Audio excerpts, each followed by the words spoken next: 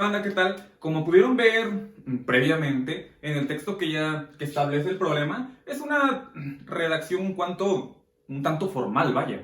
Entonces, lo que vamos a hacer ahorita es resolver un problema de cinética, pero vamos a interpretarlo. Si realmente no entendemos lo que está diciendo el texto, pues el problema sale bien fácil. Presten mucha atención. Me dice lo siguiente, ojo, que una caja pequeña, señores, parte desde el reposo en A, ojo, sobre una superficie inclinada hasta llegar a B. La distancia entre A y B son 15 pies. Ahora, como la superficie es rugosa, tenemos un coeficiente de fricción cinético de 0.4. Algo que es importante mencionar es que la caja parte en A desde el reposo. Eso es súper importante. Ahora, al llegar a B, muchachos, lo que ocurre es lo siguiente. Obviamente la caja comienza a resbalar, llega a B y a partir de B, fíjense, sale volando, vámonos, hasta llegar al punto C. Y la pregunta es la siguiente: ¿qué distancia máxima recorre desde B hasta C? Lo que es importante mencionar es que una vez que el bloque cae por acción de su peso, aquí ocurre algo bien interesante. Se genera, fíjense, no sé si ya lo notaron, pero desde B hasta C se genera un tiro parabólico, o más bien un tiro horizontal, que pues al fin y al cabo, fíjense, no sé si ya lo notaron, pero acá tenemos una parábola. Ahí está. Ahora, lo importante de este problema es que comienza, fíjense, con un problemilla de plano inclinado con fricción y termina con un movimiento de cinemática, muchachos, un movimiento pues bidimensional, un tiro parabólico horizontal. Ahora, en la solución, vamos a darle solución desde acá. Ahora, en la solución, lo importante es pues, empezar con el diagrama de cuerpo libre, señores. Muchísima atención. Ojo aquí. Vamos a hacer el diagrama de cuerpo libre. Bien, en cuanto a la construcción del diagrama de cuerpo libre, es algo muy sencillo. Para que sea más fácil, voy a poner el bloque. Vean, cuando la superficie es inclinada, la recomendación es la siguiente. Atención. La recomendación es que el eje X lo pongan en dirección al plano. Es decir, si la superficie es horizontal, muchachos, pues entonces el eje X va a ser horizontal. Pero si la superficie está inclinada a 30 grados, pues el eje X va a ser paralelo a la superficie. Dicho de otra forma, pues el eje X va a estar chueco, fíjense, tal y como lo puse aquí. Eje X y eje Y. El eje Y, repito, siempre va a ser perpendicular a la superficie. Ahora, atención. Una vez que nosotros tenemos nuestro diagrama hecho, vamos a poner las fuerzas que están interactuando aquí. ¿Qué fuerzas tenemos? Mucha atención. En el texto no me dice realmente la masa del bloque, pero nosotros sabemos que tiene una masa, por ende tiene un peso. Muchísimo ojo. El peso, vamos a llamarle P, o W, pueden llamarle como quieran, realmente. El peso, muchachos, de este bloque siempre va para abajo. Y aguas, no sé si ya lo notaron, pero está inclinado 30 grados con la horizontal. Vean, el plano está inclinado 30 grados con la horizontal. Por mera construcción de triángulos, sabemos que estos 30 grados, fíjense, son estos de aquí. Es el ángulo medido respecto al eje Y. Ahora, muy bien, como el bloque, fíjense, está deslizándose sobre esta superficie y como esta es rugosa, es decir, pues hay fricción, vaya, aquí ocurre lo siguiente. Si el bloque se mueve deslizándose hacia abajo, va a haber una fuerza en contra del desplazamiento. Es decir, una fuerza que iría, fíjense, por acá. Yo le llamo FR, llamada pues fuerza de fricción. Y entonces tenemos lo siguiente, señores. Ojo, tenemos peso, fricción y aguas. Debido, atención, a la superficie, muchachos, esta genera una fuerza que vamos a llamar normal. Una fuerza normal en resistencia a la acción de la fuerza gravitacional, o sea, del peso, pues. Y entonces, como ya lo habrán notado, muchachos, este peso tiene un ángulo de inclinación. ¿De cuánto es? Previamente ya dijimos que pues es de 30. Y aguas. Cuando una flecha, cuando un vector está inclinado, este tiene, ojo, cuando tiene un ángulo de inclinación, muchachos, que no es alguno de los que se vieron como 0, 90, 180 o 270, cuando tiene un ángulo distinto a ellos, este vector tiene una componente en el eje X y una componente en el eje Y. A este, si este se llama P, pues hay que llamarle PX.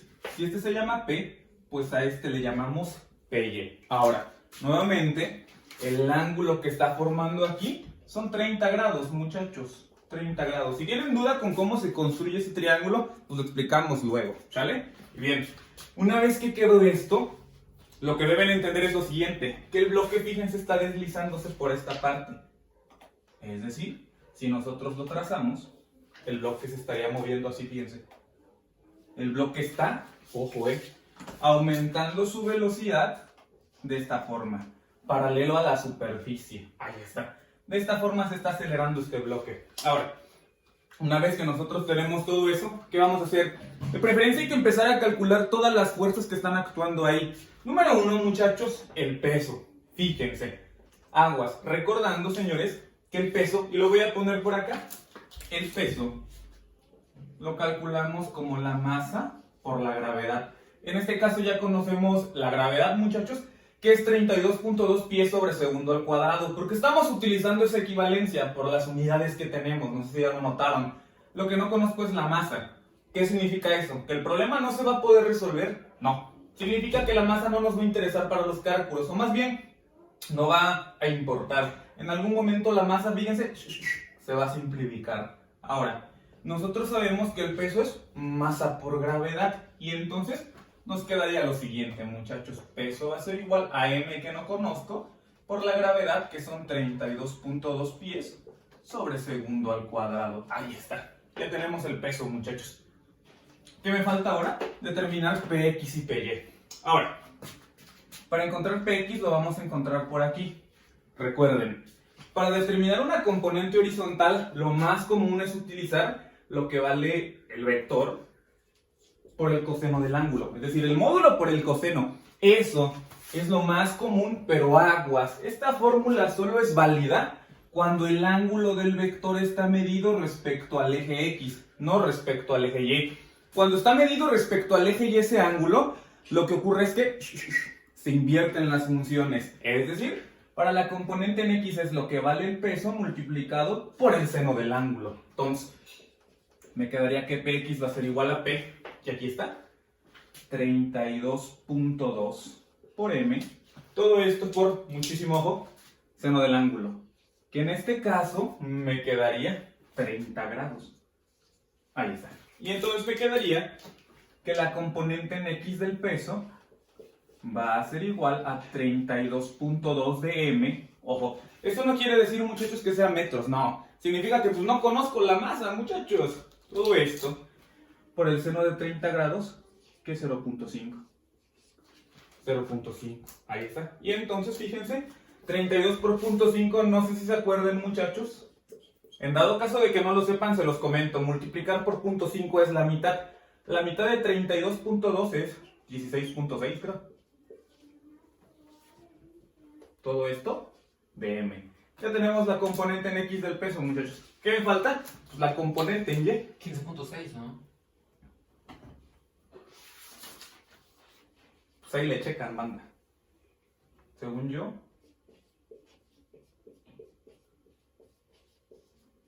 Ahí está. Ahora la componente en Y, muchachos, es lo que vale el peso multiplicado por el coseno del ángulo. ¿Qué está pasando aquí? Recuerden que cuando el ángulo que tenemos, muchachos, mucho ojo, cuando el ángulo que tengo está medido a partir de la vertical, es decir, a partir del eje Y, para X y para Y, las funciones se invierten. Para X ya no es coseno, es seno. Y para Y ya no es seno, es coseno. Y pues es todo, muchachos. Ahora, me quedaría lo siguiente. El peso, que el peso vale la masa por 32.2, o podemos dejarlo así, como 32.2 de m, multiplicado, ojo aquí, por el coseno del ángulo. Recuerden, muchachos, para la componente en X y en Y lo único que cambia es la función trigonométrica. El ángulo pues es el mismo, no lo cambien. Y entonces me quedaría, muchachos, que la componente en Y va a ser igual a 32.2 de m, multiplicado por el coseno de 30 grados. El coseno de 30 grados es 0.8660, muchachos. Entonces, nos quedaría lo siguiente. Por esta parte, me quedaría que la componente en Y, muchísima atención, va a ser igual a 32.2 por 0.8660. Al multiplicar, eso me da, ¿cuánto me daría? Ahora, señores, al multiplicar 32.2 por 0.8660, el resultado es 27.88 de m. Ahora, por ahí hubo un errorcillo, fíjense. Es ahí una multiplicación un poquito mal hecha. Vean, 32.2 por 0.5, 16.1 metros, muchachos. Perdón, 16.1 de m. Ahora, ya tenemos la componente en x y la componente en y. ¿Qué vamos a hacer ahora? Ojo, para calcular la fricción, muchachos, ya tenemos, fíjense, voy a palomear px y py. Para calcular la fricción, antes debo calcular la normal. ¿Cómo calculo la normal? Muy sencillo, fíjense. Para calcular la normal vamos a aplicar una suma de fuerzas en y igual a 0. Si alguien se pregunta por qué igual a 0, es muy sencillo. Porque la cajita solo se está moviendo en el eje X. No está levantándose de manera vertical en el eje Y. Por ende es igual a 0. Es decir, pues no se acelera, no está ni flotando, y pues nada. Pero está deslizándose sobre el eje X. Ahora, ¿qué fuerzas tengo en Y? En Y tengo la normal que apunta hacia arriba, que es signo positivo, menos el peso en Y, que apunta hacia abajo, signo negativo, y todo esto igual a 0. Solo tengo dos fuerzas en el eje Y. Y entonces me quedaría que la fuerza normal es igual a PY. Por ende, la fuerza normal va a ser igual a PY, que es 27.88 m. Recuerden que no es metro, es masa. Es que no la conocemos. Ahora, una vez que ya tenemos la fuerza normal, pues hay que calcular la fricción, fíjense. Para la fricción la vamos a calcular así, como la fuerza normal multiplicada por mu, aguas. Recuerden que no es cualquier fuerza, es una fuerza de fricción cinética. Por ende aquí es pues, el coeficiente cinético, y es todo lo que cambia. Entonces, mucha atención, me quedaría que la fuerza de fricción cinética va a ser igual a la fuerza normal, que son 27.88 de m. Todo esto por el coeficiente de fricción. El coeficiente de fricción lo dieron desde el inicio, muchachos. Es 0.4. Ahí está. Y entonces, al multiplicar todo eso por 0.4, el resultado va a ser 11.15. Por lo tanto, la fuerza de fricción va a ser igual a 11.15, muchachos, de m. Ahí está. Y entonces ya tenemos, fíjense, ya tenemos básicamente todas las fuerzas. Ahora, ¿qué está pasando aquí? Presten muchísima atención. Vean, voy a subrayar o voy a encerrar todas las fuerzas que necesitamos. La fricción. Ahí está, muchachos. ¿Qué más tenemos? Fíjense, peso en X, que es importantísimo. Peso en Y, que calculamos previamente. Y pues la normal, pues ¿por qué no? ¿Para qué sirvió la normal? La normal sirvió para determinar la fuerza de fricción. Ahora, muchachos, ¿qué creen? Este objeto, de hecho el texto lo dice. El texto me dice que parte del reposo. Esta caja está acelerando, no está a velocidad constante. ¿Cómo acelera? Es un problema de segunda ley de Newton, fíjense. La segunda ley de Newton me dice que la fuerza es igual a la masa por la aceleración. Pero aguas, quiero que chequen muy bien. Como tengo más de una fuerza, lo que se tiene que hacer es obtener la resultante de fuerzas. Es decir, hacer una suma de fuerzas igual a masa por aceleración. ¿Qué se va a hacer ahora? Muy sencillo. Ahora lo que se va a hacer es poner aquí el eje en el cual se está moviendo. ¿Qué significa eso? ¿Para dónde se mueve la caja? La caja está deslizándose por la superficie, moviéndose únicamente en X. Por lo tanto sería suma de fuerzas en X igual a masa por aceleración. Mucho ojo.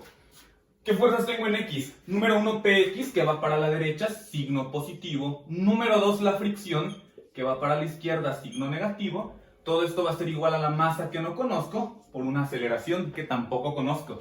Y mucho ojo, Px vale 16.1 de m, menos la fuerza de fricción, muchachos, que vale 11.15 m, igual a la masa que no conozco por la aceleración que tampoco conozco.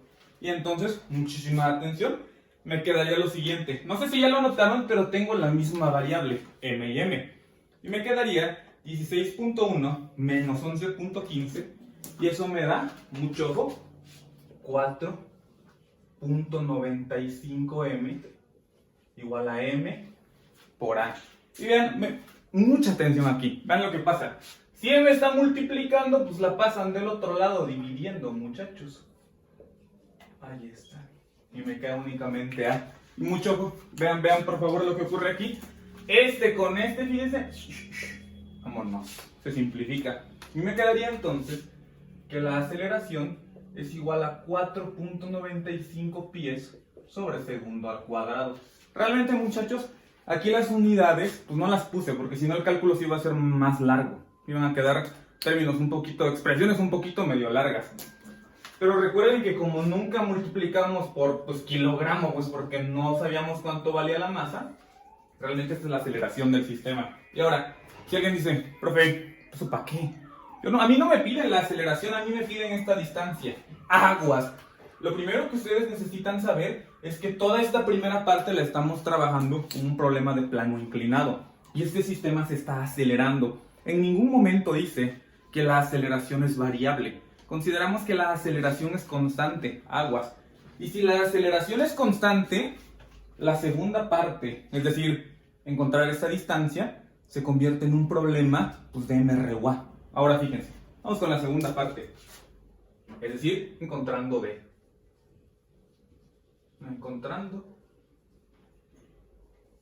Bien, ahí está. Bien, señores, presten atención.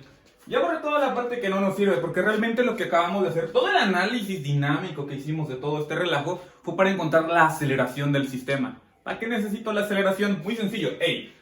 Como parte desde el reposo en A y se mueve hasta B, ¿qué creen? La distancia que recorre desde A hasta B son 15 pies. ¿Qué significa eso? Originalmente, si partía desde el reposo, y lo voy a poner aquí, la velocidad inicial en el punto A es 0. Es 0, porque partía del reposo, pero si su velocidad siempre hubiera sido 0, pues no se mueve, se hubiera quedado en ese punto, pero no es así. Realmente este objeto, muchachos, empezó a aumentar su velocidad. ¿Cómo sé que aumentó su velocidad? Bien fácil, porque hay una aceleración. Esta aceleración lo que hace, muchachos, es bien sencillo. Hace que la velocidad cambie. Para este caso, la velocidad de aquí para acá aumentó. La pregunta es esta: ¿qué velocidad necesito yo? ¿Necesito una velocidad en cualquier punto? No. Para encontrar esta distancia, necesitamos saber la velocidad con la que cayó desde aquí para acá. Es decir, la velocidad en el punto B. Es decir, la velocidad después de haber recorrido 15 pies. Ahora, fíjense muy bien. Algo que es importante mencionar es que el bloque aceleró, es decir, aumentó su velocidad sobre la superficie inclinada. Es decir, la velocidad, muchachos, la velocidad vamos a llamarle V, no es ni horizontal ni vertical, no, podemos decir que es oblicua, está inclinada a 30 grados. Chéquenla, por favor. Y si un vector está inclinado, significa, ojo, está inclinado a un ángulo que no sea ni 0, ni 90, ni 180, ni 270, significa que tiene una componente en X, vamos a llamarle a esta Vx, y una componente en Y, vamos a llamarle a esta su Vy, ¿no? Ahí está. Ahora, lo que debemos encontrar es justamente la velocidad en ese punto. ¿Cómo la encuentro? Muchachos, es un problema de MRUA, sale directo, presten mucha atención. Para determinar la velocidad que tiene después de haber recorrido 15 pies, pues no, hombre, vamos a usar una clásica, atención. A mí me piden qué velocidad tiene aquí, después de haber recorrido 15 pies. Entonces, me quedaría de la siguiente forma. Velocidad al cuadrado es igual a la velocidad inicial al cuadrado más 2 veces la distancia que recorre por su aceleración. Por ende, me quedaría que la velocidad inicial pues es 0. El texto dice que parte del reposo. 0 al cuadrado, 0. Ya ni lo pongo. Todo esto por, ojo, 2 veces la distancia, que son 15 pies, por la aceleración, muchachos, que aguas. A mí me están pidiendo qué velocidad tiene en este punto. Desde A hasta B se aceleró. ¿Cuánto se aceleró? Ya lo calculamos. Ya lo calculamos con anterioridad. Entonces me quedaría que se acelera 4.95 pies sobre segundo al cuadrado, muchachos. Eso se está acelerando. ¿Para qué me sirve la aceleración? En primera instancia, pues para calcular con qué velocidad sale volando la cajita, con qué velocidad cae. Y entonces me quedaría que la velocidad va a ser igual. Por favor, quiero que chequen qué va a pasar con las unidades, muchachos. Por favor, analícenlo. Todo esto me daría 148.5 y muchísimo ojo. Pie por pie me quedaría pie cuadrado sobre segundo al cuadrado. Por lo tanto, la velocidad, ya de forma directa, fíjense, ya lo voy a pasar de forma directa. va a ser igual. Si es al cuadrado, lo mando directo como raíz. A la raíz cuadrada de 148.5 pies cuadrados sobre segundos cuadrados. ¿Y qué creen? Esto ya quedó. ¿Con eso qué vamos a hacer? Con esto acabamos de encontrar, muchachos, muchísimo ojo, la velocidad que lleva en este punto. Es decir, con la que cae o sale volando. ¿Qué sería? Vamos a dejarlo a 2 decimales. 12.18. Vamos a agregarle otro. 12.186. Raíz cuadrada de pie cuadrado, pie. De segundo cuadrado, segundo. Pero hey, ojo, esta velocidad no es cualquier velocidad, no. Es más, si quieren pueden ponerla así. Es una velocidad, muchachos, que está inclinada 30 grados. Está inclinada 30 grados porque es una velocidad que adquirió a lo largo de toda esta superficie, que pues está inclinada. Ahora, ¿cómo sé que este ángulo es 30? Muy fácil, atención.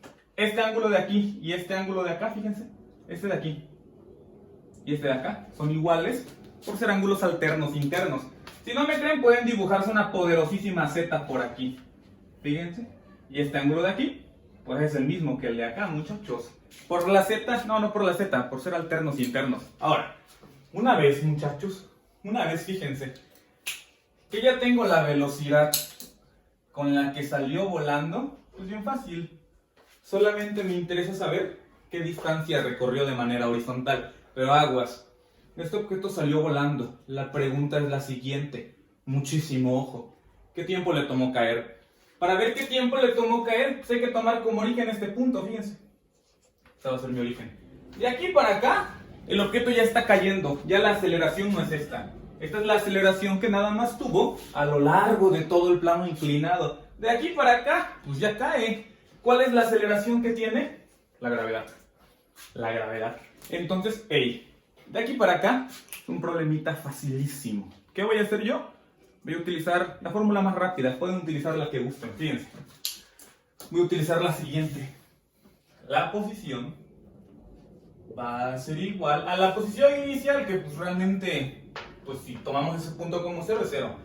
Por la velocidad inicial por el tiempo, más la aceleración por el tiempo al cuadrado sobre 12. Y ya estuvo. Por lo tanto, aguas. ¿Qué estoy tomando aquí? La distancia vertical, porque como este es un movimiento en 2 dimensiones, primero voy a trabajar el eje Y para saber qué tiempo le tomó caer, y después pues, el eje X para determinar qué distancia recorre. Y muchísimo ojo, muchísimo ojo. ¿Qué necesito yo? El tiempo en el que pasé de aquí para acá. Es decir, el tiempo en el que recorrí estos 4.5 pies. Como mi origen está aquí, esos 4.5 pies son negativos. Esto va a ser igual a la velocidad inicial. ¿Qué velocidad tomo? Bien sencillo. Vamos a tomar la velocidad del eje Y, porque estamos trabajando pues, con el eje Y, que sería, muchísimo ojo, me quedaría lo siguiente. La velocidad vale 12.186. Mucha atención. Es más, vamos a anotarlo todo de golpe de una vez. Como el objeto va hacia abajo, la velocidad de Y es negativa, sería menos 12.186. Recordando, yo lo que quiero no es la velocidad completa, no, quiero la componente en Y. ¿Cómo obtengo la componente en Y? Muchísima atención. Para una componente en Y hay 2 fórmulas. O bien utilizo el seno, o bien utilizo el coseno. ¿Cuál me conviene utilizar aquí? Para eso siempre vean qué ángulo tienen. Yo tengo estos 30 grados, que es el mismo ángulo de acá. Como esos 30 grados están medidos respecto a la horizontal, para este caso, por la construcción me salió que estaba respecto a la horizontal. Para el eje, ojo, cuando tengo el ángulo medido respecto al eje X, para una componente en Y, se utiliza seno. Sería todo esto por el seno de 30 grados, todo esto por el tiempo, más la aceleración, muchachos. ¿Qué es la aceleración? La gravedad. Y recuerden que para 2 dimensiones la gravedad siempre va para abajo. Como nuestro sistema de referencia está aquí y esto va para abajo, sería negativo. Menos 32.2 por t cuadrada y sobre 2. Y ahí está. Me quedaría menos 4.5 igual a menos 12.186. Todo esto por el seno de 30 grados, muchachos, que es 0.5. Atención. Vean lo que va a pasar aquí. Más por menos me da menos, muchachos. 32.2 entre 2. Hace ratito dijimos que era pues 16.1 t cuadrada. Chequenlo por favor. 16.1 t cuadrada. Y no sé si ya lo notaron, pero me acaba de quedar algo bien interesante. Me quedaría menos 4.5. Igual, muchísimo ojo, señores. Recuerden que multiplicar, ojo aquí, que multiplicar por 0.5 es la mitad. La mitad de eso sería menos 6.093 menos, perdón, aquí se me está pasando, t menos 16.1 t cuadrada. ¿Qué hacemos ahora? Resolver esta ecuación cuadrática y ya estuvo. Este que está como menos lo paso como más y me queda 16.1 t cuadrada. Este está como menos, lo paso como más 6.093 t. Este no lo moví, así que queda igual. Atención, como todo lo de este lado lo moví, pues aquí es 0. No queda nada. ¿Qué me falta? Muy sencillo. Resolver esta ecuación cuadrática y ver cuánto vale el tiempo, muchachos. Entonces, resuélvanla como gusten. Pueden utilizar la fórmula general, yo creo que es más fácil. ¿Sale? Muchachos, el tiempo número 1, mucha atención al resolver esta ecuación cuadrática, me daría de 0.37. 0.3729. Ahí está. Ahora, señores, el tiempo número 2 es un tiempo negativo, pero pues como no existen, no tienen pues, realmente una interpretación física, pues simplemente dejamos eso, ¿no? El positivo. Ahora, ¿qué significa eso? Que el tiempo en el que cae esta caja son 0.3729 segundos. ¿Para qué quiero el tiempo? Para sacar la distancia que recorre. ¿Cómo obtengo D? Jóvenes, escúchenme muy bien. El tiro parabólico es un movimiento bidimensional compuesto por MRU en el eje X y MRUA en el eje Y.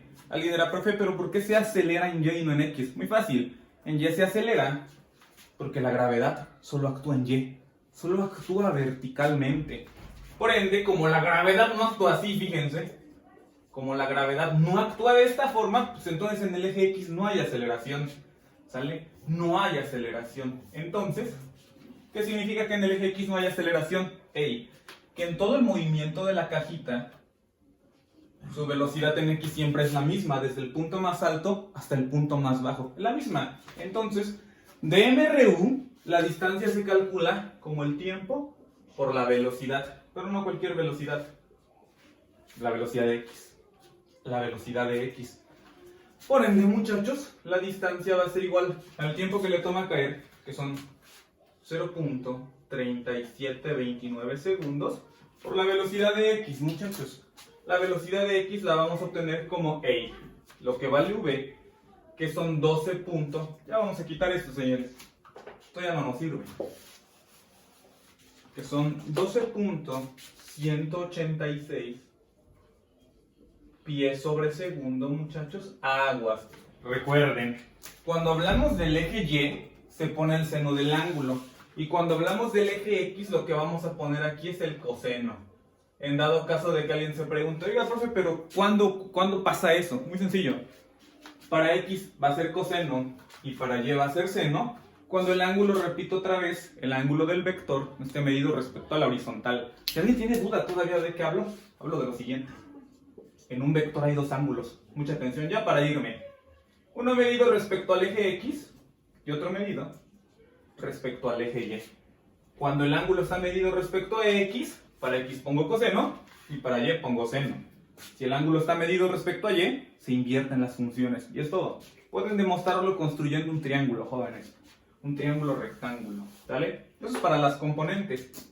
Ya de forma directa, muchachos, me quedaría entonces que la distancia horizontal que recorre, es decir, la distancia desde B hasta C, muchachos, no es otra cosa más que multiplicar 0.3729 por 12.186, todo eso por el coseno de 30.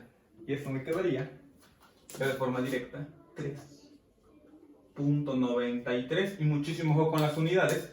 Si tengo segundos arriba y abajo, se van. Y me quedaría 3.93 pies. Y ahí está, señores. Ahí está, muchachos. Ahí se resuelve este ejercicio. Échale un ojo. Creo yo que se extendió más de lo que pensé. Está poderoso. Si alguien llegó hasta aquí, pues ahí lo comenta. Porfa. Porque sí, traía nivel. En dado caso de que sientan que se fueron algunas cosas, perdón, está medio raro grabar así. Pues nada. O dar la clase así más bien. Pues nada, muchachos. Cuídense. Bye.